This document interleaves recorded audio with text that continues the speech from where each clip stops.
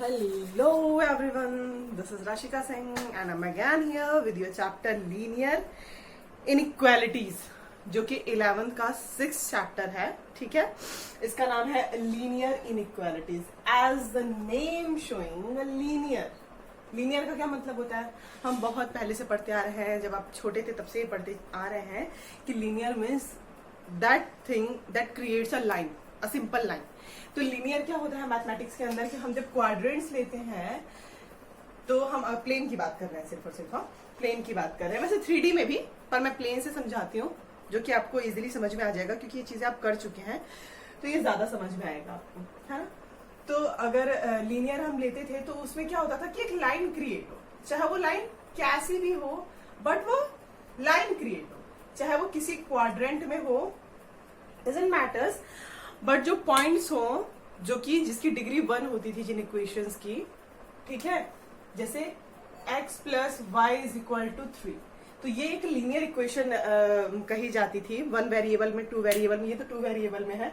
1 variable में ऐसा होगा कि सिर्फ और सिर्फ अगर x हो, x plus 3 is equal to 5, ठीक है, तो ये 1 वेरिएबल में हो गया. ये सारी चीजें हम बहुत बार देख चुके हैं. ठीक है, तो अब मैं स्टार्ट सिर्फ और सिर्फ यहां से करूंगी कि लीनियर क्या होता है, जो कि एक लाइन क्रिएट करे, ठीक है, जो कि लाइन देता है हमको, दैट इक्वेशंस आर लीनियर.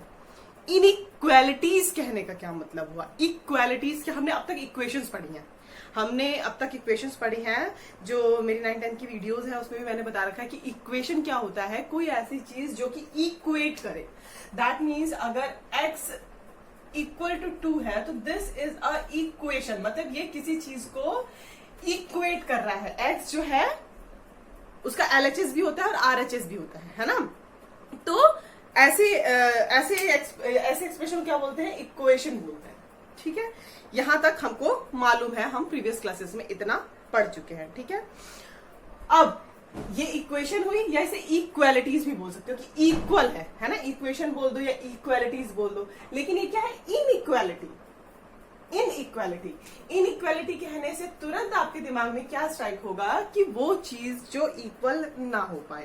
मतलब कि ये सिर्फ और सिर्फ थ्योरेटिकल फॉर्म था, लेकिन इसका जो है मैं आपको मैथमेटिकल फॉर्म बताऊंगी. सो इन मैथमेटिक्स अगर हम पहले क्या लेते थे कि सपोज हमारे पास एक पेंसिल का प्राइस जो है वो 5 रुपीज है, तो एक्स पेंसिल्स का क्या होगा, है ना. तो एक्स पेंसिल्स का हम उसको 5 से मल्टीप्लाई कर देते थे, है ना. इस तरीके से हम निकालते थे और उसे इक्वेट कर देते थे कि एक पेंसिल का प्राइस 5 रुपीज है सपोज, और टोटल पेंसिल्स हमारे पास 30 है, 20 है, उनका प्राइस 200 है समथिंग. तो एक्स पेंसिल्स अगर होंगी suppose I am just saying, exact equation नहीं बोल रही हूँ. तो इस तरीके से हम इक्वेशंस सॉल्व करते थे प्रीवियस क्लासेस में, ये आपको बहुत अच्छे से पता होगा. जैसे अगर हमारे पास बोलते थे हाँ भाई राम के पास 10 चॉकलेट्स हैं, श्याम के पास 20 चॉकलेट्स हैं, टोटल चॉकलेट्स जो हैं कितनी हुई, तो x प्लस वाई, और ऐसे करके. या एज का हम जो क्वेश्चंस करते थे कि हाँ भाई राधाज फादर एज दिस, और 4 इयर्स के बाद ऐसा हो जाएगा तो दोनों की एज में क्या डिफरेंस होगा. तो ये इक्वेशंस हम सॉल्व करते थे अपने प्रीवियस क्लासेस में. लेकिन आप ध्यान दीजिएगा, जो मैं अभी इक्वेशंस बोलूंगी, जो मैं चीजें अभी बोलूंगी, वो हम इक्वल टू रख सकते हैं क्या? इसमें क्या है? The height of all students in your class is less than 160 centimetre. हमारे क्लास में जो बच्चे हैं उन सबकी हाइट जो है वो 160 से कम है. इनइक्वालिटी कहने का क्या मतलब होता है, एक मिनट मैं बता दूं आपको पहले. इनइक्वालिटी कहने का क्या मतलब होता है? जब हम ये चीज इक्वेट नहीं कर पाते. ठीक है, अब ये इक्वेट कैसे नहीं कर पाते, ये अभी इस एग्जांपल से आपको पता चलेगा जो मैं आपको बताऊंगी. जो हमारे क्लास में बच्चे हैं उनकी हाइट जो है 160 सेंटीमीटर से कम है.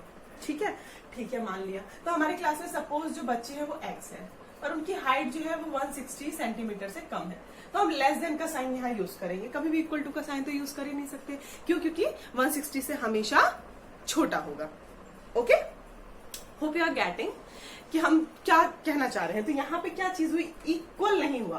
तो ऐसी चीजें जैसे x लेस देन 160 है, या x ग्रेटर देन 160 हो जाए, या x less than equal to 160 हो जाए, या x greater than equal to 160 हो जाए, ये चार जो एक्सप्रेशंस होते हैं ये ऐसा शो करते हैं कि ये इक्वल नहीं है। ठीक है, या तो लेस है या ज्यादा है, या लेस देन या इक्वल टू हो सकते हैं, प्रॉपर इक्वल नहीं है। स्लेक और आप जो स्ट्रिक्ट इनइक्वालिटीज है मैं बताऊंगी आपको। तो ये जो इस तरीके की फॉर्म की इक्वेशंस जब होती हैं, इक्वेशंस नहीं बोलते हम इनको, इनइक्वालिटीज बोलते हैं। ठीक है, जो कि इक्वल नहीं होते।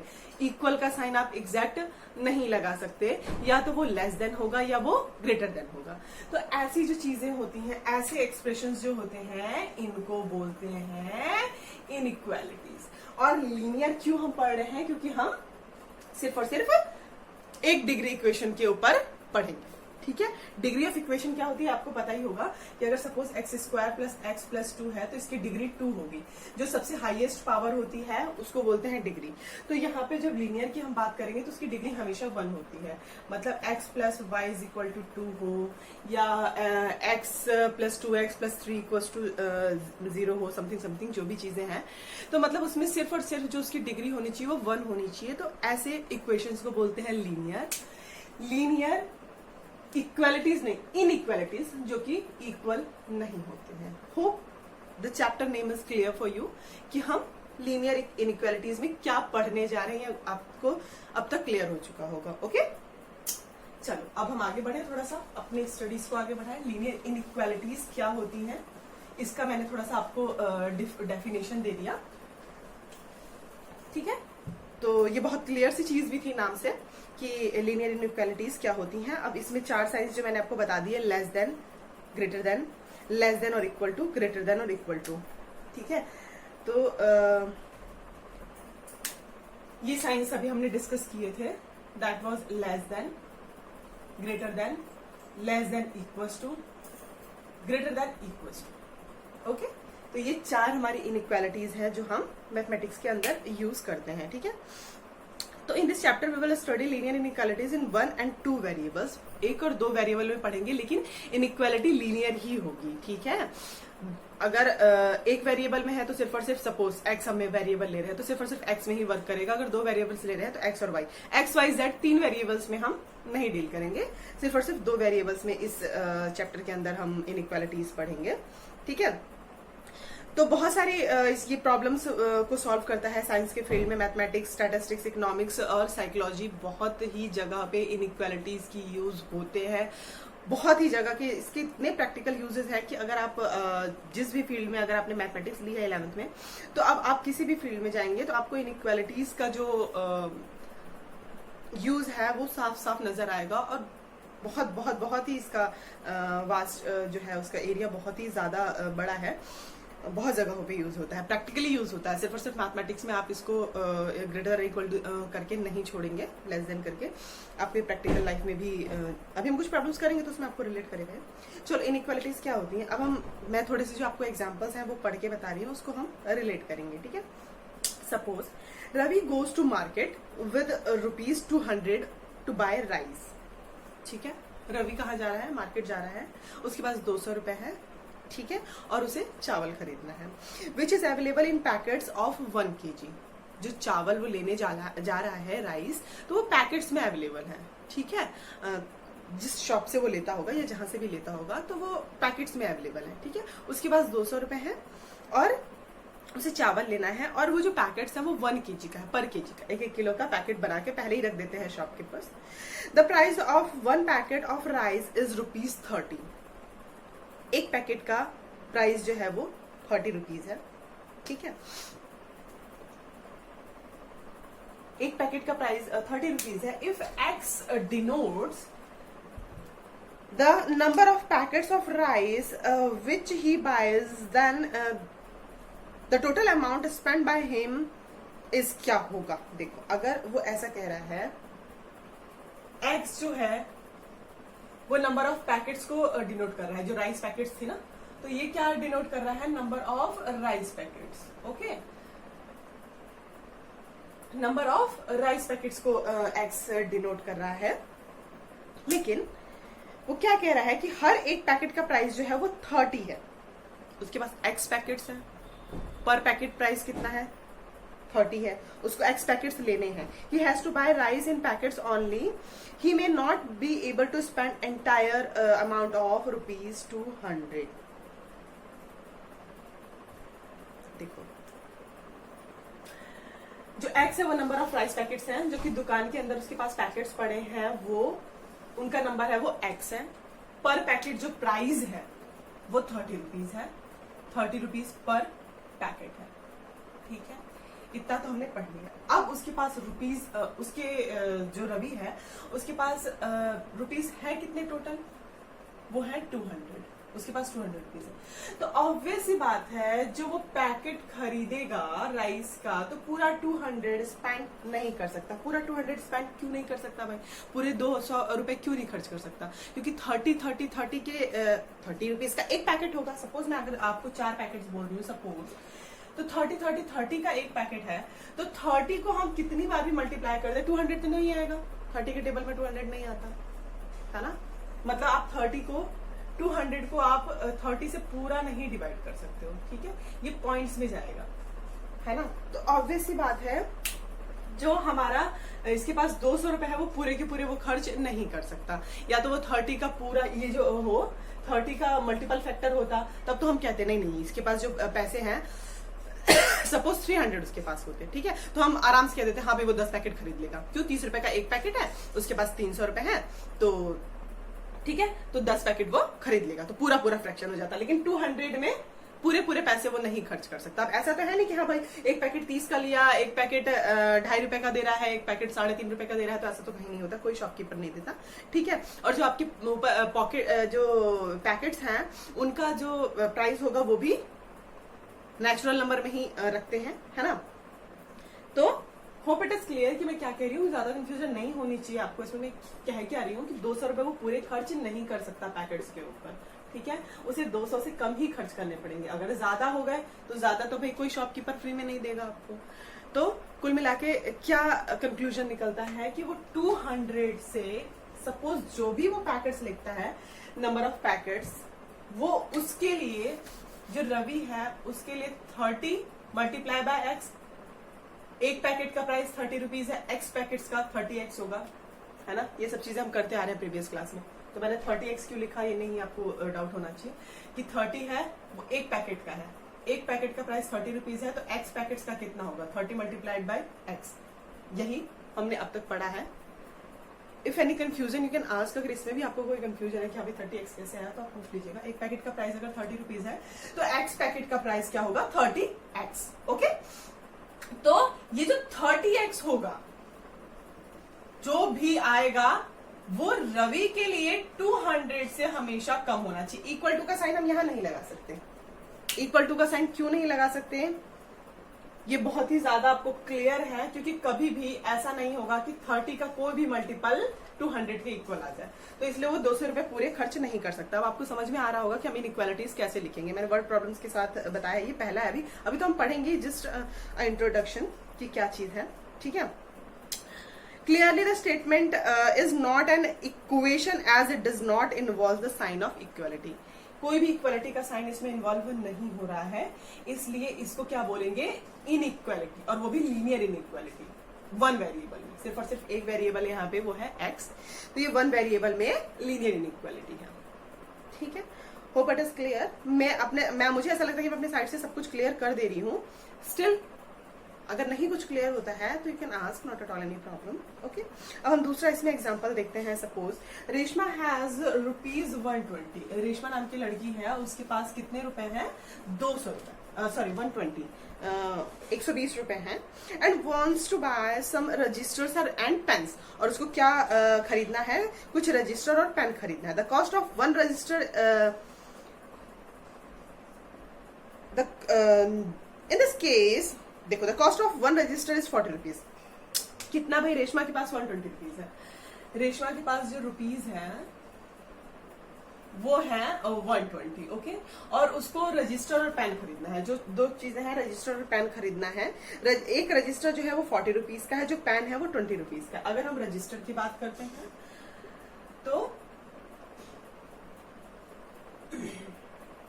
अगर हम इसमें रजिस्टर की बात करते हैं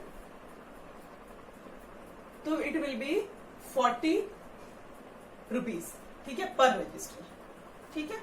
और अगर हम, मेरी राइटिंग थोड़ी सी अच्छी नहीं है वो, ठीक है, रजिस्टर अगर हम लेते हैं और अगर हम पेन की बात करते हैं तो पर पेन जो है 20 रुपीज है पर पेन, ठीक है। एक पेन जो है वो 20 रुपए का है। तो क्या कह रहा है, in this case x denotes the number of register and y the number of pens which Reshma buys, the total amount spend by her is. देखो, अगर हम सपोज कहते हैं कि हाँ रजिस्टर पर रजिस्टर जो है वो एक्स है, जो पर पेन है वो वाई है, सॉरी 20 रुपीज है, ठीक है। रेशमा के पास कुल 120 रुपीज है, तो वो कितने सपोज एक्स पेन खरीद रही है और सपोज वाई एक्स रजिस्टर्स खरीद रही है और वाई जो है नंबर ऑफ पेन्स को बता रहा है, ठीक है। तो एक्स जब रजिस्टर्स लेंगे तो वो क्या हो जाएगा, अगर वो एक रजिस्टर 40 रुपीज का है तो एक्स रजिस्टर कितने का होगा, 40x का, ठीक है। अब ये चीज आप मत कंफ्यूज होइएगा प्लीज। अगर एक पेंसिल 3 रुपए की है तो 5 पेंसिल 5 मल्टीप्लाई बाय 3 होता है, ठीक है। ये हम बहुत पहले से करते आ रहे हैं, मैं बस वही कर रही हूँ, ठीक है। और अगर हम पेन्स लेते हैं तो एक पेन जो है वो वाई रुपीज, एक पेन जो है वो 20 रुपीज का है, तो वाई पेन्स कितने होंगे, 20 वाई के, ठीक है। तो रजिस्टर और पेन दो चीजें खरीदनी है, तो ऑब्वियस सी बात है दो चीजें जब उसको खरीदनी है तो इसका प्राइस और इसका प्राइस प्लस करना पड़ेगा। दो वेरिएबल्स है यहाँ पे, एक्स और वाई दो वेरिएबल्स वर्क कर रहे हैं, ठीक है। यहाँ पे अभी मैंने सबसे पहले जो इंट्रोडक्शन दिया था उसमें यही कहा था कि जो हम वेरिएबल्स लेंगे इसमें वो या तो 1 वेरिएबल में होगा इक्वेशन या 2 वेरिएबल में होगा। तो होप आपको समझ में आ रहा होगा कि क्या हो रहा है। तो इन दोनों को हम प्लस क्यों कर रहे हैं, क्योंकि उसे रजिस्टर और पेन दोनों ही खरीदने हैं और वो कभी भी 120 से ऊपर नहीं जा सकता है, ठीक है। अब हमें एक्स और वाई की वैल्यू ज्यादा तो नहीं कुछ पता है, तो यहाँ इक्वल टू भी मे भी आ सकता है, मे बी जब हम उसे फाइंड आउट करेंगे तो मे बी ऐसा हो सकता है कि इक्वल टू आएगा। क्यों, क्योंकि 20 का मल्टीपल अगर हम लेते हैं सपोज, तो अगर हमारे पास एक्स सपोज 0 हो जाता है तो वाई जो होगा वो ये 120 से डिविजिबल है, मतलब 20 जो है वो 120 का फैक्टर है, 40 भी 120 का फैक्टर है ना। तो मे भी ऐसा भाई हो सकता है कि वो 120 के इक्वल भी आ जाए, है ना। तो यहाँ पे हम इक्वालिटी का साइन लगाएंगे, मतलब प्रॉपर इक्वालिटी नहीं, दैट मीन्स कि लेस देन हो या इक्वल्स टू, ठीक है। इनइक्वालिटीज ही होती हैं, ठीक है। इक्वल्स टू सपोज वाली चीजें होती है, इसलिए हम इसे इक्वेशन नहीं बोलते, इनइक्वालिटीज ही बोलते हैं। तो ये जो क्वेश्चन है उसकी इनइक्वालिटी ये बनेगी। होप इट इज क्लियर कि क्यों आ रहा है। जो पहले वाले केस में था वो स्ट्रिक्टली लेस देन 200 क्यों था, ये हमने डिस्कस कर लिया।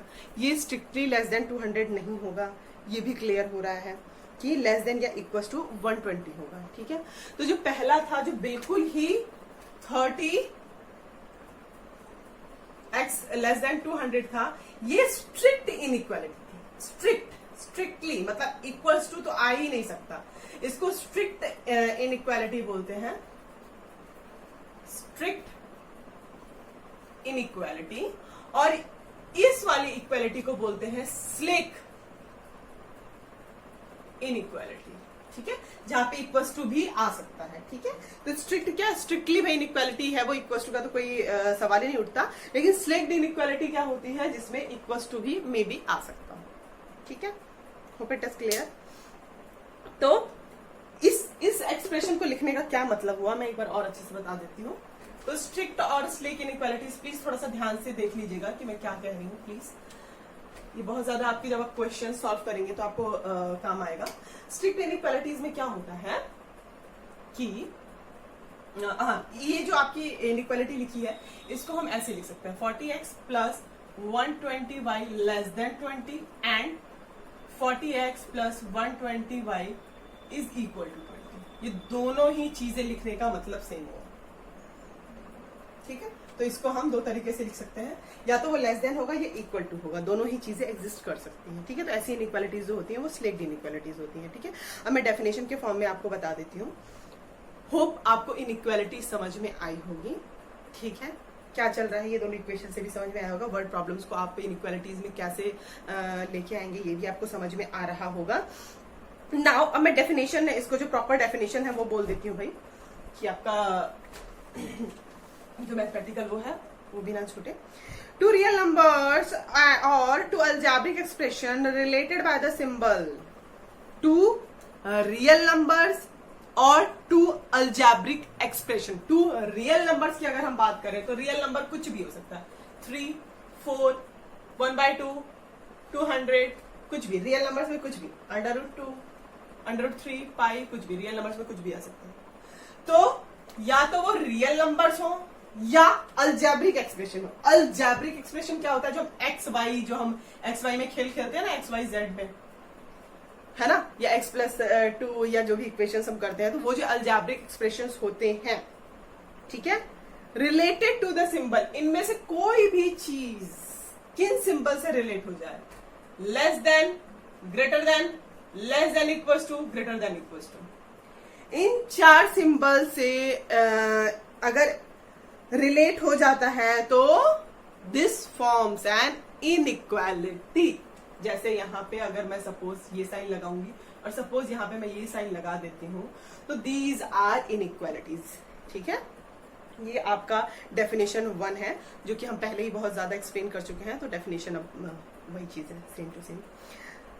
तो जो हमने अभी स्टेटमेंट्स देखे थे, जो 30x था, 40x + 20y = 120 था, 40x + 20y लेस देन 120 था, ये तीनों जो हमने एक्सप्रेशन पढ़े, ये सब इनइक्वालिटीज थी जो अभी हमने डिस्कस किया। ओके, अगर हम ऐसे देखो, अगर मैं अलजेब्रिक एक्सप्रेशन ना लूं, जैसे 3 लेस देन 4 वाला था खेल, ठीक है, या आपका 7 > 5 है, या 5 लेस देन 3 है, तो ये जो इस तरीके से जो होती हैं, जो कि रियल नंबर्स पे कर रहा है काम, तो इन एग्जांपल्स को क्या बोलते हैं, न्यूमेरिकल इनइक्वालिटीज, न्यूमेरिकल इनइक्वालिटीज, ठीक है। लेकिन न्यूमेरिकल इनइक्वालिटीज बोलते हैं, लेकिन अगर वो अलजेब्रिक एक्सप्रेशन में आ जाता है तो उसको बोलते हैं लिटरल इनइक्वालिटीज। ये थी न्यूमेरिकल इनइक्वालिटीज, जिसमें हम कांस्टेंट्स के साथ ट्रीट कर रहे थे, साफ साफ दिख रहा था कि क्या चीज है, ठीक है, जिसमें हमें वैल्यूज नहीं पता है। Suppose x is less than 5, ठीक है, y is greater than 7, x is less than 2, ऐसा, ठीक है, less than equals to 2, y is greater than equals to 4। अगर इस तरीके के एक्सप्रेशन है तो इसको बोलते हैं लिटरल इनइक्वालिटीज, ठीक है। तो न्यूमेरिकल इनइक्वालिटीज क्या होते हैं, और न्यूमेरिकल इनइक्वालिटीज ऐसे थे, जैसे 3 लेस देन 4, 5 ग्रेटर देन 4, ठीक है। ये जो थे, जो स्ट्रिक्टली हमें पता चल जाएंगे, इसमें स्ट्रिक्ट इक्वालिटीज ही काम करेंगे, ठीक है। तो इसको क्या बोल रहे थे हम, न्यूमेरिकल इनइक्वालिटीज। और ये जो इक्वालिटीज है, इस टाइप की जो एक्सप्रेशन के साथ, अलजेब्रिक एक्सप्रेशन के साथ होती हैं, इसे बोलते हैं लिटरल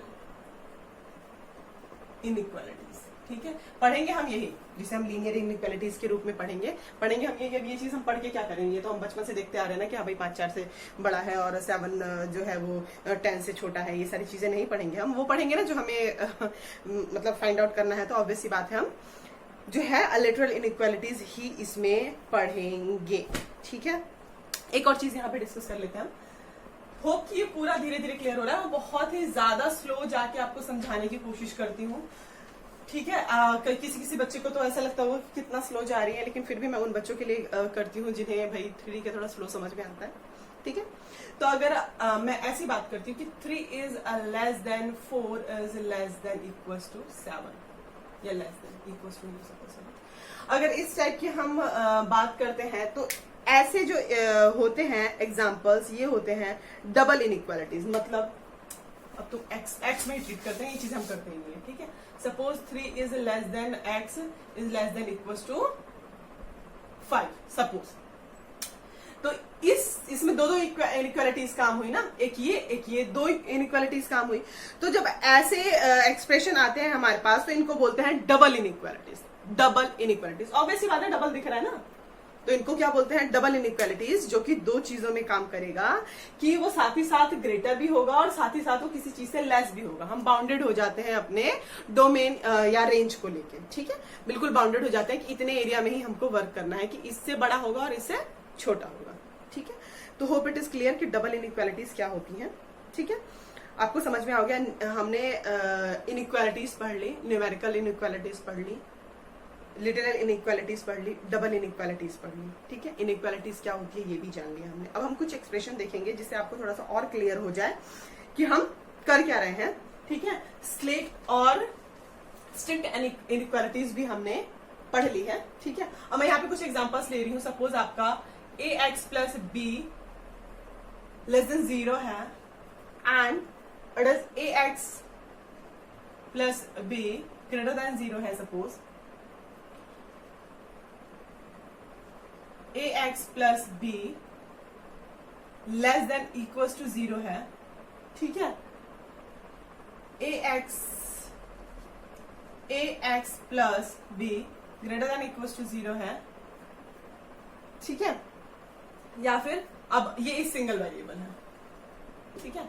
अभी मैं उतार देती हूँ, उसके बाद आपको अच्छे से बताऊंगी। ax प्लस बी वाई है, वो आपका लेस देन 0 है, लेस देन 0। चलो जरूरी नहीं है कि आप हर जगह 0 ही लो, c हो सकता है, कोई कांस्टेंट भी हो सकता है, ठीक है। जरूरी नहीं कि इधर 0 ही हो, कोई भी c कांस्टेंट हो सकता है। 2 3 4 5 6 7 8 कोई भी कांस्टेंट नंबर आप ले सकते हो, ठीक है।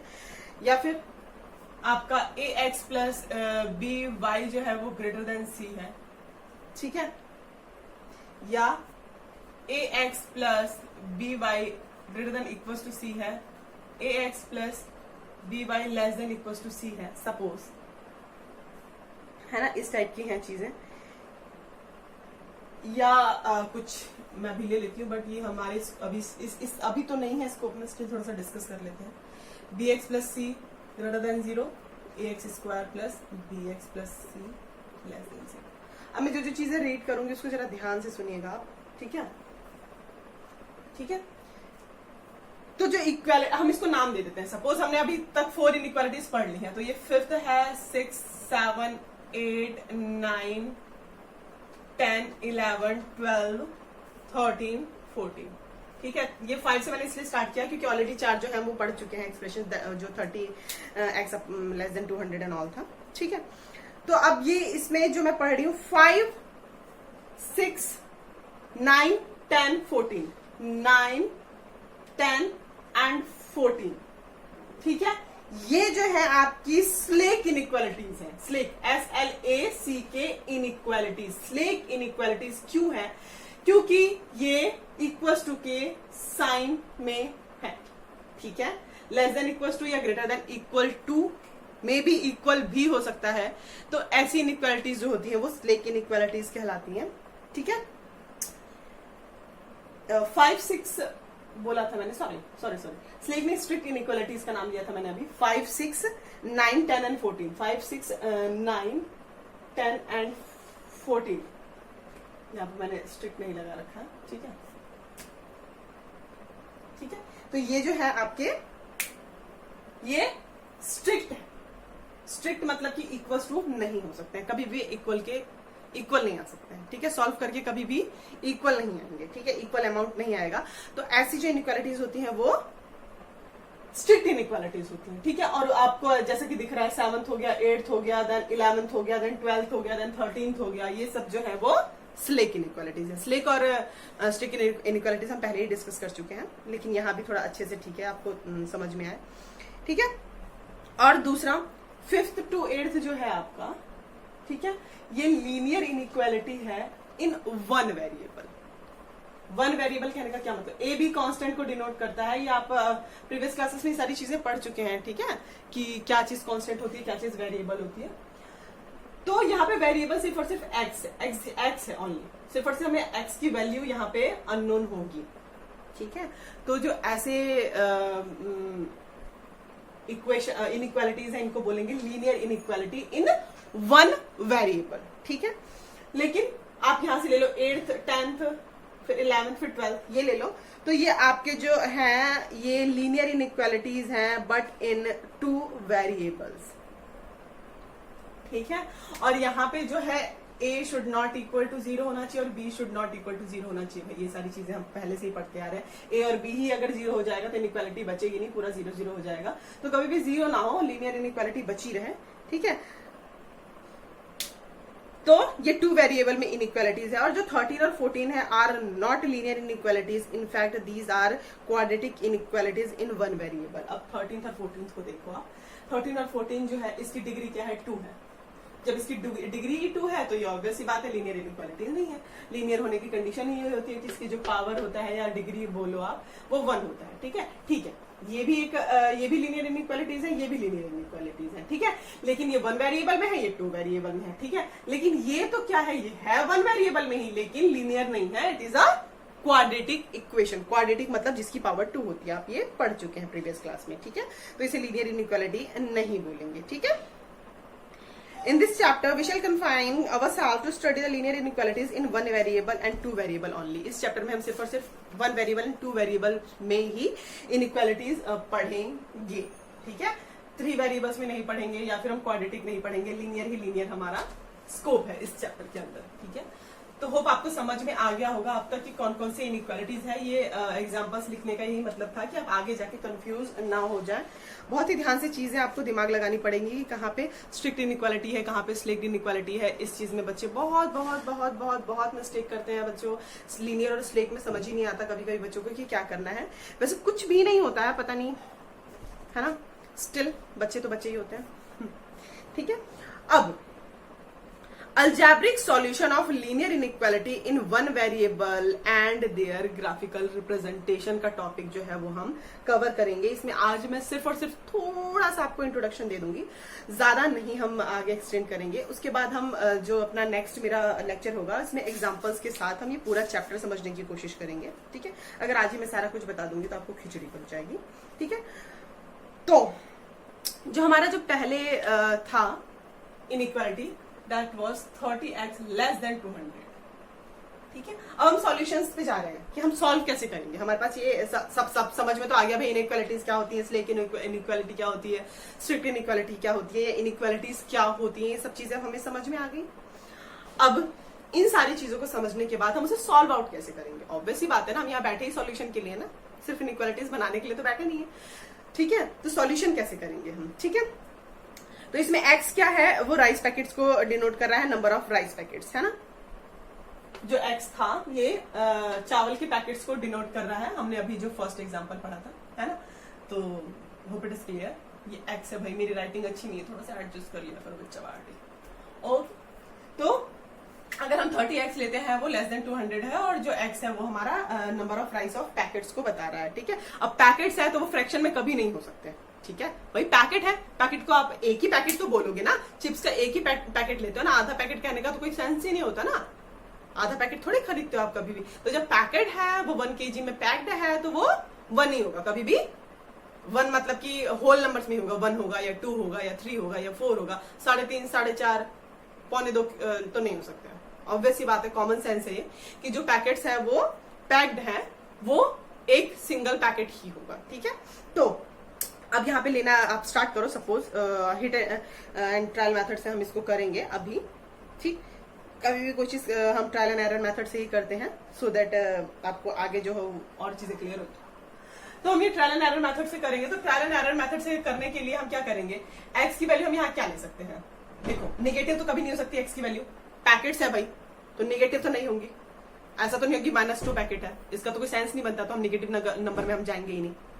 दूसरा, 0 नहीं बोल सकते, ठीक है। बोल सकते हैं 0, मतलब हाँ ठीक है, हम क्या पता एक्स हो ही ना उसके पास पैकेट्स, है ना, तो हम 0 ले सकते हैं सपोज लेस देन 200, या तो वो ले ही ना, या तो क्या पता उस दुकान में जो है पैकेट्स अवेलेबल ही नहीं है, इतना तो हम बोल सकते हैं। लेकिन निगेटिव में है पैकेट, ये नहीं बोल सकते हम, कोई सेंस नहीं बनता इसका, ठीक है।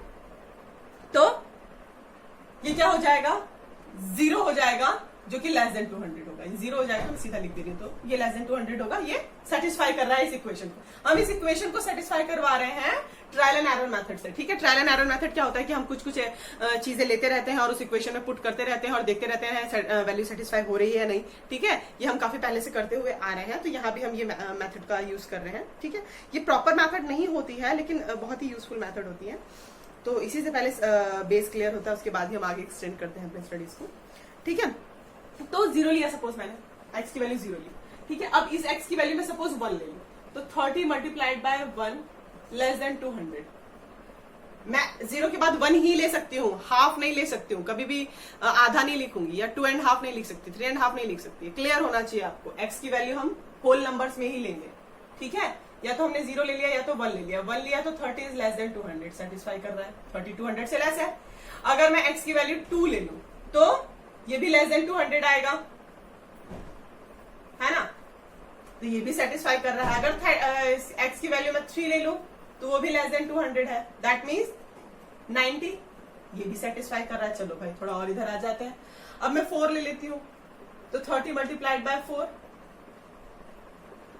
ये भी 200 से लेस है, तो ये भी सेटिस्फाई कर रहा है। अगर मैं x की वैल्यू 5 ले लेती हूँ तो 150, ये भी 200 से लेस है, ये भी सेटिस्फाई कर रहा है। अब 30 की वैल्यू मैं 6 ले लेती हूँ, ठीक है। अब मैंने 0 1 2 3 4 5 6 ही क्यों लिया है, इसमें आपको कंफ्यूजन नहीं होना चाहिए। ना तो हम निगेटिव वैल्यूज इसमें ले सकते हैं, ना फ्रैक्शनल वैल्यूज ले सकते हैं, ठीक है। तो अगर मैं 6 ले लेती हूं तो 6 180 लेस देन 200, ठीक है, ये भी सेटिस्फाई कर रहा है। लेकिन अगर मैं 7 ले लूंगी ना भाई, 30 मल्टीप्लाई बाय 7, तो 210 हो जाएगा, लेस देन 200 नहीं रह जाएगा, ठीक है।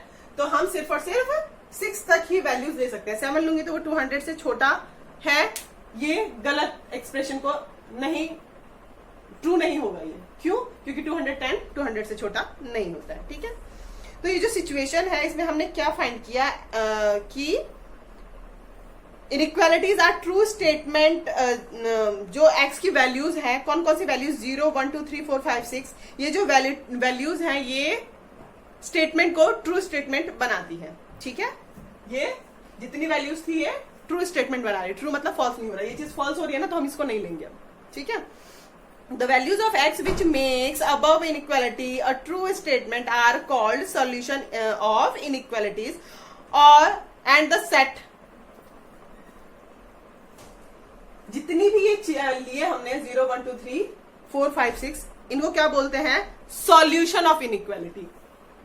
इस इनइक्वालिटी के ये सॉल्यूशन थे 0 1 2 3 4 5 6, ठीक है। ये सॉल्यूशन ऑफ इनइक्वालिटीज थे। ऑब्वियस बात है, आपको समझ में आ रहा होगा कि मे बी ये सॉल्यूशन हो सकता है, मे बी ये सॉल्यूशन हो सकता है, मे बी ये सॉल्यूशन हो सकता है। एक्स की जो वैल्यूज थी वो क्या क्या आई थी हमारे पास? एक्स की वैल्यू थी 0 1 2 3 4 5 6, ठीक है, ये वैल्यूज थी। तो इस चीज को हम बोलते हैं सॉल्यूशन सेट, ठीक है। इस सेट को हम क्या बोलते हैं? सॉल्यूशन सेट, ठीक है। 0 1 2 3 4 5 6 are called solution of inequalities, और इनका पूरा सेट जो होता है उसको हम क्या बोलते हैं? सॉल्यूशन सेट, ठीक है। होप इतना क्लियर होगा। आप को कुछ एग्जांपल्स भी आप उठा के कीजिएगा, ठीक है।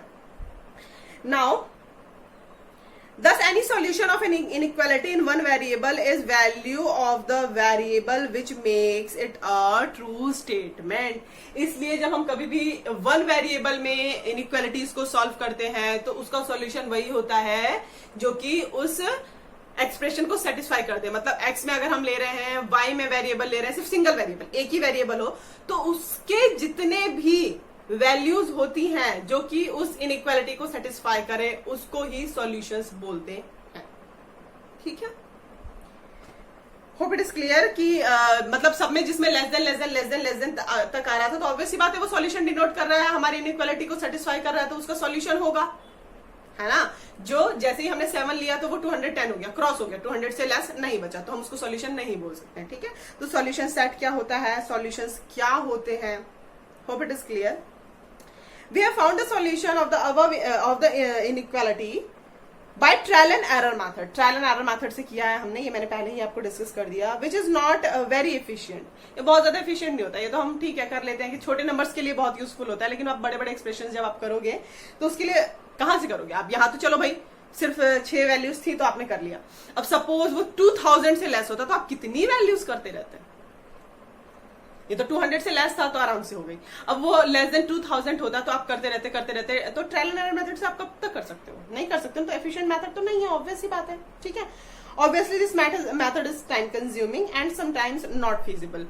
टाइम कंज्यूमिंग तो है ही है, कभी कभी से सॉल्यूशंस आते भी नहीं है ना, बहुत दिक्कत हो जाती है। We must have some better और systematic technique for solving inequalities. Before that we should go through some और more properties of numerical inequalities.